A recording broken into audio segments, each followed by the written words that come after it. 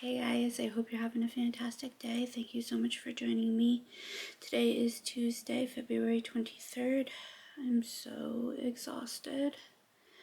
Just wondering before I wonder if I'm actually ever going to have energy like I used to. I've just been so extremely wiped out. I don't feel like I have the energy to do anything. I feel like just taking my medications and keeping up with fluids and just using the bathroom, that's draining me at this moment. It's just really frustrating, obviously. So good news, bad news, all in one little thing. Like I said, we went back on the alpha blocker last night. It's called doxazosan. It's a medication that helps when you're secreting hormones to kind of, block it a little bit. It does block it and help with some of the symptoms, but I want to be very clear, there's no cure for Pheo or a lot of this other stuff. This is a treatment. It doesn't cure it. It doesn't stop it from doing what it does. It slows it down, I guess one would say, but you do still go through the Pheo attacks and all the terrible symptoms and everything. It's just you're less likely to have a cardiac episode type of a thing. So this morning when I woke up, it was easier to get out of bed, and I knew it was the doxazosan. I wasn't, though, going to jump obviously to any conclusions. It was really hard to get my body to react last year to even the doxazosan, to be honest. It took a couple of days for it to really kick in or to work or do anything. We had to mess with the dose several times. So I was kind of like, well, I'm going to just take it to just kind of get it into my system, not really expecting it to do a whole heck of a lot yet, because he was starting me on half the dose that I was on last year, so I was like, we'll just see type of a thing. My pressure was normal this morning, 100%. The pressure has not spiked all day. My diastolic number for the first time in weeks is completely normal. So these are all wonderful things, but they also indicate that something's really wrong, obviously. It indicates that there really could be a Pheo, that there's a hormonal issue at least. But a Pheo is extremely likely because Pheos react to this type of medication. Alpha blockers are not used for tons of things. They're used for a couple of specific things, and that's about it, to be honest with you. So it does indicate to me, like I said, definitely hands down something hormonal, but it does seem to be shaping up that it is a Pheo or parts of a Pheo. I'm not necessarily, nobody's sure what specifically we're dealing with, but we're dealing with something big. So I haven't done much today, which was probably a good idea to kind of take it easy, because I did have 2 appointments and I'm completely wiped out from just having those 2 appointments. The first one was extraordinarily frustrating. I had scheduled an appointment with my neurologist, which was telehealth.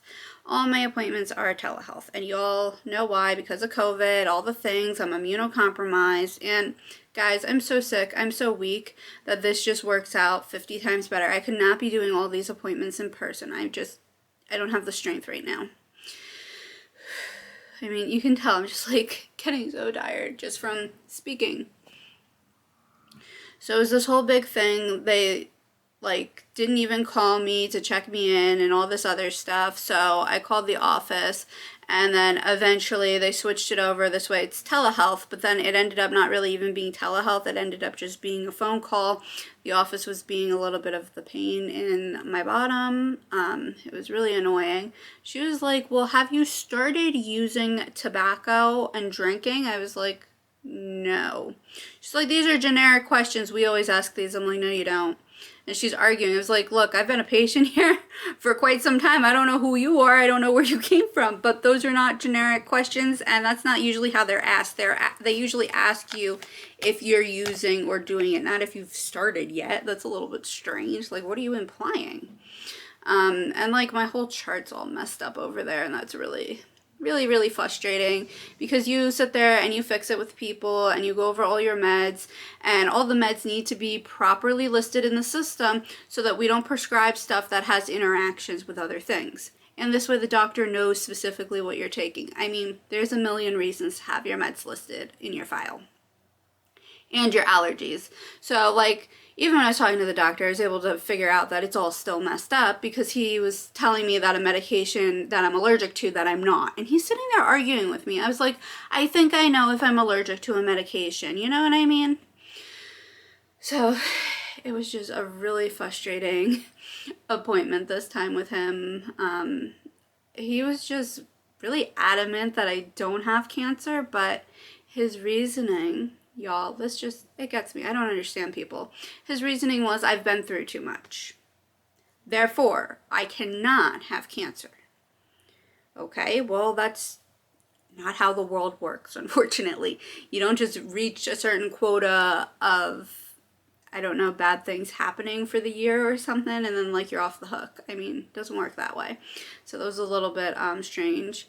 And then he completely disregarded a lot of the stuff with Keppra, which I was really frustrated about. He was like, are you still on Keppra? I was like, what do you think? I was like, no, I'm not still on it. If I had a mental breakdown, why in the world would you stay on a medication that makes you extremely depressed, borderline suicidal, and you want to throw stuff at people? And interacts with every other medication you're on, and you just feel terrible when you take it. So, no. There's absolutely, like I said, no reason I told him to stay on that medicine. He did increase my muscle relaxer as needed for the movement disorder and muscle type stuff. I was trying to explain to him, I believe it is Pheo linked. Like, whatever's going on, whether this be like a big Pheo, parts of Pheo, or a cancer, I believe the neurological stuff, guys, is linked. And I'm saying that because my not most recent attack, one of the most recent ones that was really intense attacks, kicked up all my neurological symptoms, like literally out of nowhere, and I got so sick neurologically. And like what I mean by that is all the muscles started tightening, I started locking, I started jerking, I started shaking, moving involuntarily, all these like different things. So he didn't really have any input with that. And I've also noticed that when I have mast cell reactions, then I go into seizures. I mean, I'm hoping he was listening, but he was on one of the phones, but then we're also hearing this other phone ringing, so that can be really frustrating. The thing is like when you're doing appointments, when you're on telehealth, like you actually see your doctor. When you're doing phone calls, you don't see them. And a lot of times, though, when you're on with phone calls, you hear all the papers moving and you hear tap, tap, tap, tap, tap. So I feel like certain people aren't always fully focused on me in that moment. That's just how I feel.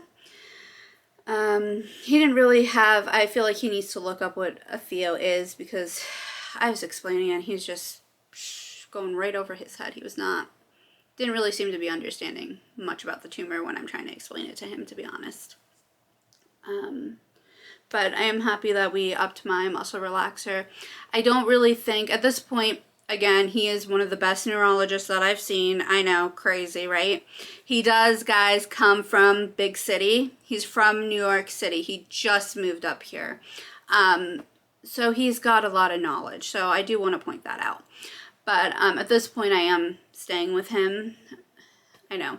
I need a neurologist on my case at the end of the day, and he's the guy. I mean, he could potentially work with people if we need him to. Like, if my PCP thinks, okay, this or that is up, I feel like eventually he might call her back. I know, terrible. But at this point, I don't want to do much neurologically. I want to monitor stuff because he couldn't tell me. I'm like, okay, if you want to start a medication, we need to make sure it's Pheo safe. And he's like, well, we'll just do this one. I'm like, that one doesn't work with Pheo. So it's like at the end of the day, we need to make sure whatever medication you want to try is actually okay for my body, for my mast cell, for the Pheo. We don't want to accidentally kill me, you know, basic stuff, people. So that's kind of what neurology was today. he wants me like to do more research with seizures and to go to a seizure center, and I was like, that would be wonderful, but right now I need to focus on if this is cancer. So, okay guys, so that was the neurology mess. And you know, and honestly, even with the best doctor in the world, you're gonna have bad appointments. So I do want to point that out. It wasn't a terrible appointment. I just felt like very frustrated. I didn't think he was fully listening to me. But I do feel like when I first initially told all of my doctors kind of what's up and how I'm feeling and how terrible I'm feeling, once it clicked, they all kind of went into a little bit of their own unique freak out mode. And I think my gut tells me that a lot of them are just scared for me at this point. And I understand that because it's natural and it's human. And you know what? That's actually, in my opinion, a huge blessing, because that means that they really do care about me. So I do want to actually, you know, give the poor man time to digest the information. I just, you know, did tell him I appreciate and I highly value really good open communication. So that's definitely something we need to obviously work towards.